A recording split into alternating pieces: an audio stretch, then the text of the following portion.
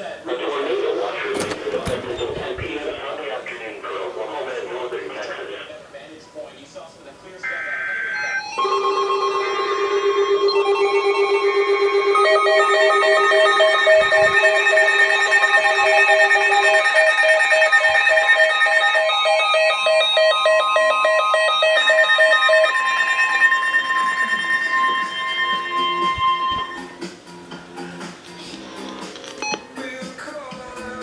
The National Weather Service in Northern has issued a severe thunderstorm warning for southern Marshall County in southeast Oklahoma, northeastern Ruff County in southern Oklahoma, until 8:45 p.m. At 7:56 p.m., a severe thunderstorm was located 4 miles northeast of Marietta, moving southeast at 35 miles per hour. Hazard, 60 miles per hour wind gusts and $50 hail. Source, radar indicated. Impact, hail damage for vehicles is expected.